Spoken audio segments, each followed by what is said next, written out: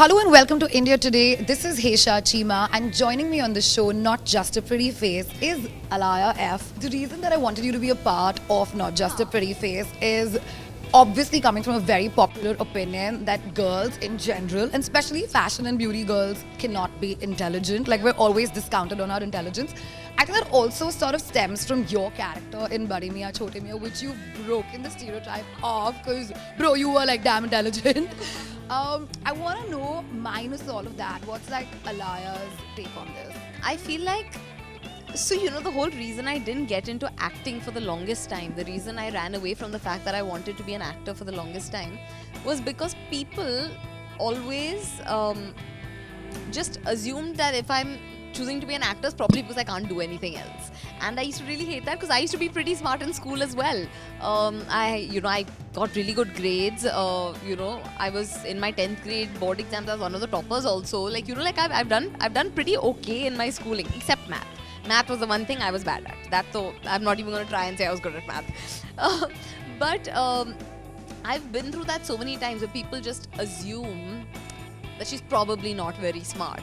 And I don't only mean this academically. I mean, even when people are trying to fool you, since I've lived alone, you notice that even as a young girl living alone in this city, people are trying to scam you left, right, and center. God forbid your AC gets spoiled.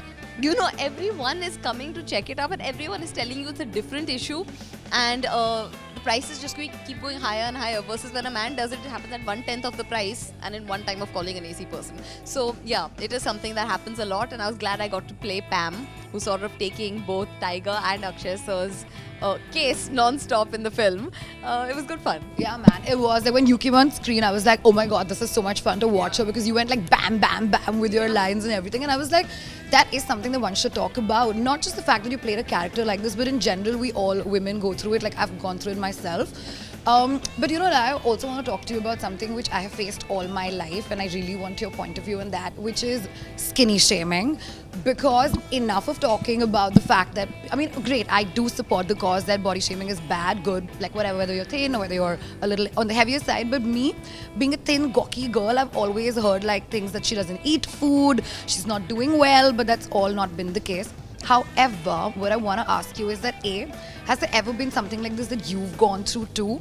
And B, today, what's that one thing that you heard in your childhood, but now you're damn proud about it because you have it and probably everybody else is struggling it as far as appearance is concerned? So, to answer the first part of your question about skinny shaming, I have a lot of people that are constantly like, oh, you're so thin, you probably don't eat anything, you probably don't whatever. I see, personally, I'm not justifying it. Personally, those comments don't bother me specifically. But what bothers me about those comments is that other people are going to think the way to be this way is to not eat. So it's more the assumption that comes out of the comment. Whereas I eat quite a lot.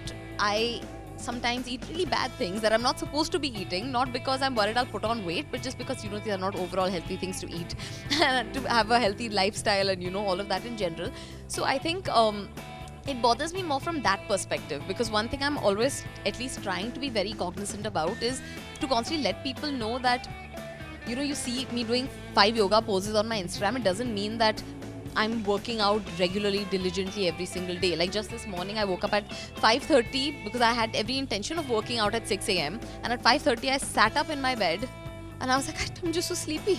I would just so much rather sleep right now. And I cancelled my workout. I sat there for 30 minutes contemplating what I wanted to do. I cancelled my workout and I said, it's fine.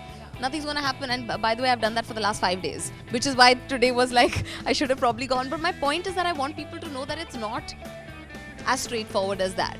So that's what bothers me a lot more about skinny shaming. And then when it comes on to your second question that you asked me, for me, so before I was a skinny girl, I was also a heavier girl. I was about 10 kgs heavier, which on my height actually reflects a lot. It shows a lot more. And this happened while I was in New York as a student, eating dollar pizza and having, all of that as like my breakfast, lunch and dinner. And so by default, that weight had to come on. And I remember at that time, and just generally, the women in my family, we have big knees. Okay. And I had this thing with my knees. Like, I would hate my knees. My mother, my grandmother, and I, all three have the same knees. Except they're taller women. So on me, it looks even more jarring. And I remember I hated my knees. I didn't wear skirts or shorts for the longest time. And then one day I was in Kathak class and we were doing this thing called knee chakkars, which are basically you do chakkars on your knees. And my Guruji was like, try and see if you can do one. I could do like 30 in a row. And he was like, this is insane. He was like, no one does this in my class. So after that, I became like a show monkey. Anyone new that would come to Kathak class, he'd be like, arre, iska ye dekho. Karo wo knee chakkar, and then I would go and like happily doing my 30 knee chakkars in a row. So, you know, while doing stuff like that and many other things, then I was like, the part of my body that I have criticized, hated on, spoken badly to, I was like, it makes me do something that nobody else can do.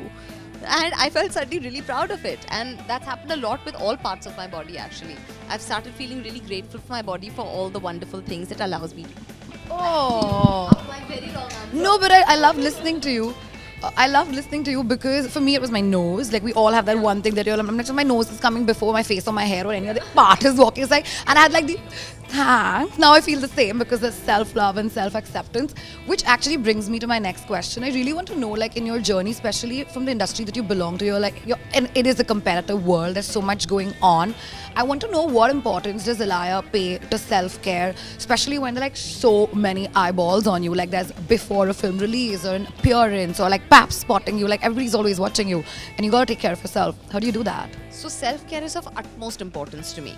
Of utmost importance. And that doesn't mean making sure I'm eating clean all the time or exercising all the time. Self-care for me is also if I wake up one morning and I'm feeling like utter crap emotionally and I want to have a pizza for breakfast, I will allow myself to do that because that also in that moment is self-care. I'm giving myself what my body wants. I think the first and most important aspect of self-care is actually be in tune with your body. Be able to have conversations with your body, be able to understand what your body really wants, what your body is perhaps lacking or craving, not only in terms of food but in terms of stimulation, in terms of, you know, the people that you surround yourself with, in terms of just about anything. Have very clear open dialogue with yourself, and it sounds funny but over time you'll actually really be able to build a really strong relationship with yourself. So that for me has been my fundamental first basic of self-care. And now whatever my body tells me it needs in the moment, I make sure to give it. Because my body rewards me back for it. So say I'm really exhausted one day and I have a long shoot day ahead, my body will very clearly tell me what it needs. Whether it's even me making a deal with my body, which is like, we'll push through right now, we'll be at our optimum energy levels, and tomorrow I'll make sure we have a complete break day where we can sleep and chill and rest all day. And my body will respond and say, okay, deal. You know? So my body will give me that extra burst of energy. So it's something as small as that. But I think that really helps. Apart from that, I guess eating clean, exercising, all these things are really great to boost your mental health also overall and your physical health. It's a win-win. And take care of yourself. Go for massages. Massages are always nice if that's your thing. Drink lots of water. If I'm in a bad mood, 99% of the time it's because I'm dehydrated. Yeah, hydration acts on my mood a lot for some reason. So drink lots of water, take care of yourself and talk kindly to yourself. You know, Alaya, lastly, before I let you go, since the whole show is called Not Just a Pretty Face, I have to sort of wrap it up by asking you that as girls, we all have our good hair days and bad hair days and good skin days and bad skin days. I want to know, how do you navigate through the bad ones? Because sometimes it can really take like a toll on your confidence. Like you're out there and like you don't want to be out there the next minute because, hey, probably you might have had a pimple on your face or you're just not feeling it. What do you do at that particular point to just show up? See, it's something I struggle with also. You know, sometimes when you're just not feeling yourself, could be because of anything, could be because your outfit's not looking the way you expected it to look on you, and suddenly your perfectly lovely body you're feeling is looking fat or odd or too thin or anything of that sort. Could be a zit on your face, could be your hair just not cooperating. Like today I think my hair is not cooperating actually, so that's why I've been constantly touching it. But I think the only way through it is through it. You're not going to feel 100%. It's okay, you're not going to feel 100% a lot of the time. It's okay. I think this constant pressure to constantly feel okay all the time and to feel 100% confident all the time, it's impossible. We're human. It's impossible. There is no foolproof hack to get through a moment like that. You just get through it. What really helps me if I'm really feeling low on self-esteem sometimes is I go to the mirror and I look at myself in the eyes and I give myself good affirmations. Like I tell myself that I'm incredible and I'm looking fabulous and I have nothing to worry about, and that I'm being unnecessarily critical on myself, and I give myself a little pep talk in the mirror. I do that also. I do that quite often actually.